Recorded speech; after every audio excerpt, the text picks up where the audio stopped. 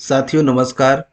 आज के वीडियो में हम आप सभी के साथ में साझा करेंगे जो YouTube लाइव के माध्यम से राज्य शिक्षा केंद्र मध्य प्रदेश भोपाल के द्वारा हमें बताया गया था कि किस तरह से पाठ्यक्रम कार्य योजना निर्माण हेतु हमें टेम्पलेट दिया गया था कि हमें कोविड के कारण जो छात्रों का लर्निंग गैप हुआ है उस लर्निंग गैप को हम किस तरह से पूरा करें।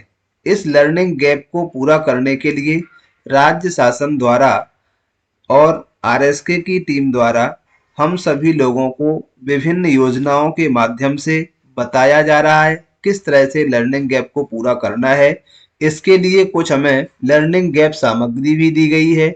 इससे पूर्व बेसलाइन टेस्ट हुआ था और बेसलाइन टेस्ट के बाद दक्षता उन्नयन वर्कबुक भी हम सभी को प्रदान की गई थी। तो ये टेम्पलेट दिया गया था। इस टेम्पलेट पर हमें पाठ्यक्रम कार्य योजना का निर्माण किस तरह से करना है आज के वीडियो में हम सभी के साथ साझा करेंगे। तो ये जो फॉर्मेट था इस फॉर्मेट को मैंने इस तरह से डिजाइन किया हुआ है।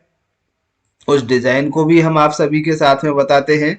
जैसे कि ये जो फॉर्मेट था उसी को मैंने बड़ा किया है जिससे कि आप अपनी कार्य योजना को प्रॉपर तरीके से बता सकें। तो ये आपका फॉर्मेट है। इस फॉर्मेट पर हमें कैसे कार्य योजना तैयार करनी है ये हम इसमें देख लेते हैं। तो सबसे पहले ये जो कॉलम है इसमें हमें जो अपनी कार्य योजना विद्यालय की प्रत्येक कक्षा की प्रत्येक शिक्षक को अपने अपने विषय की बनाना होगी। तो जिसमें हम विषयवार और दक्षता उन्नयन दोनों ही गतिविधियों को तैयार करेंगे जिससे कि हम बच्चे को जो लर्निंग गैप हुआ है उस लर्निंग गैप को भर सकें। तो सबसे पहले कॉलम में साथियों हमें लिखना होगी अपनी दिनांक या माह किसके लिए हम कार्य योजना तैयार कर रहे हैं। दूसरा है पाठ्यक्रम जो पढ़ाया जाना है। पाठ्यक्रम अभी दिसंबर माह में जो पाठ्यक्रम चल रहा है वो एक तो चल रहा है दक्षता उन्नयन और दूसरा चल रहा है N-1 एट ग्रेड। मीन्स जो लर्निंग गैप की सामग्री हमें प्रत्येक कक्षा बार आई है। जैसे कक्षा 8 के लिए जो सामग्री है लर्निंग गैप की उसमें जो पाठ्यक्रम दिया गया है वो 7 का दिया हुआ है क्योंकि कक्षा 7 उस छात्र ने प्रॉपर नहीं पढ़ा है। तो हम इसमें कार्य योजना में किसका हम कार्य योजना तैयार कर रहे हैं दक्षता उन्नयन की दक्षता उन्नयन लिखेंगे। और यदि N-1 क्लास 8 N-1 क्लास 7 अगर कर रहे हैं तो उसको हमें लिखना है अध्ययन के परिणाम यानी लर्निंग आउटकम्स। किस लर्निंग आउटकम्स के लिए प्रत्येक विषय के प्रत्येक कक्षा के लिए एनसीईआरटी के द्वारा निर्धारित लर्निंग आउटकम्स हैं। तो आप किस लर्निंग आउटकम्स की प्रतिपूर्ति के लिए इसे योजना को तैयार कर रहे हैं वो लर्निंग आउटकम हमें लिखना है। उस लर्निंग आउटकम्स का अवधारणा क्षेत्र क्या है उसका नाम हमें लिखना है। पाठ का नाम और क्रमांक हमें यहाँ दे देना है। जिस विषय का भी है और जिस कक्षा का है उसका हमें पाठ का नाम विषय का नाम और क्रमांक हमें दे देना है।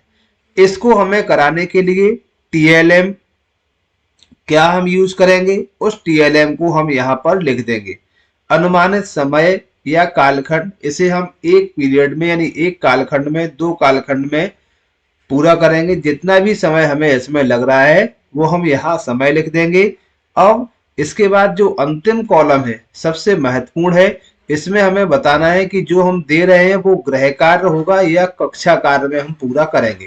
तो साथियों ये बच्चों को पढ़ाने के लिए नहीं है, ये केवल शिक्षक को अपनी कार्य योजना बनाना है कि जो समय शेष बचा है एग्जाम के पूर्व का उस समय को शेष रहते हुए हम कैसे बच्चों की तैयारी कराएं। तो इसमें मुख्य रूप से जो कार्य योजना सबसे पहले हमें दिसंबर तक बनाना है क्योंकि दिसंबर तक का आपने यदि टाइम टेबल देखा होगा तो प्राथमिक और माध्यमिक शालाओं की गतिविधियों के लिए क्या टाइम टेबल है कौन कौन सी गतिविधियां हैं उसका टाइम टेबल भी हमारे पास आ चुका है।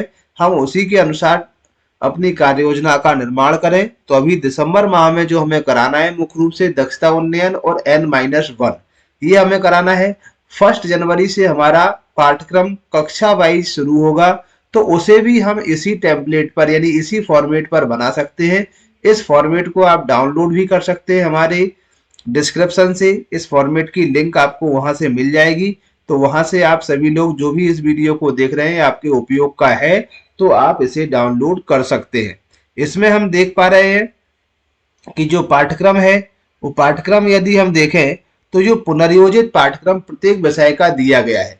इसमें भी हम देख रहे हैं कि कोविड के कारण कुछ पाठ्यक्रम हमें कक्षा में पढ़ाने के लिए दिया गया है और कुछ पाठ्यक्रम को प्रोजेक्ट वर्क के माध्यम से बताया गया है।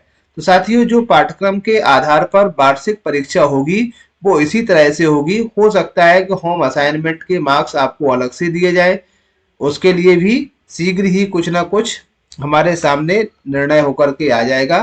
तो जो पाठ्यक्रम हमें प्रदान किया गया है वो भी हम तैयारी अभी से करके रखें कि 1 जनवरी से हम किस तरह से पाठ्यक्रम को पूरा कराने में सक्षम होंगे। तो उसकी कार्य योजना भी हम इसी टेम्पलेट पर बना सकते हैं। जैसे कि फेस टू फेस लर्निंग हमें कराना है, साइंस कक्षा 6 का विज्ञान का ये पाठ्यक्रम है। तो इसमें जो टोटल पाठों की संख्या है वो ये टोटल पाठों की संख्या इसमें दी गई है, 16 पाठ है इसमें। 16 में से हमें जो पाठ यहाँ कराना है वो कक्षा कार्य के पाठ दिए गए हैं और ये होम असाइनमेंट के। जैसे भोजन कहाँ से आता है, इस पाठ को केवल हमें गृह कार्य के रूप में देना है होम असाइनमेंट के लिए।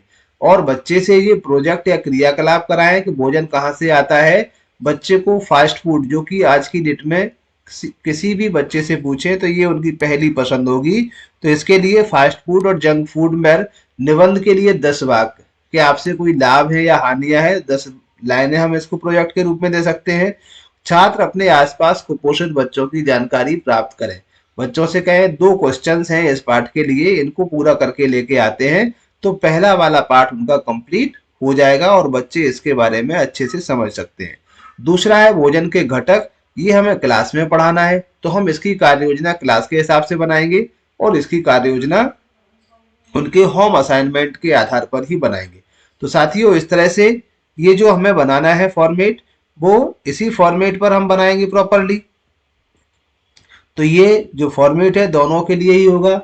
जो कि हमें YouTube के माध्यम से बताया था उसी को विस्तृत रूप से मैंने एक पूरे पेज पर बनाया हुआ है। इसे आप डाउनलोड करें और कार्य योजना का निर्माण करें। किसी भी तरह की समस्या या सुझाव के लिए कमेंट बॉक्स में हमें जरूर बताएं। वीडियो देखने के लिए सभी को बहुत बहुत धन्यवाद। इसी तरह से चैनल से जुड़े रहें और एजुकेशन में एकेडमिक तथा ट्रेनिंग या प्रशिक्षण संबंधी जो भी परेशानियां हैं उनको हमारे साथ साझा करें। कोशिश करूंगा आपके लिए उनको सॉल्व समय पर हो और आप अच्छे से कार्य कर सकें, जिससे कि बच्चों को ज्यादा से ज्यादा लाभ हो सके। Thank you.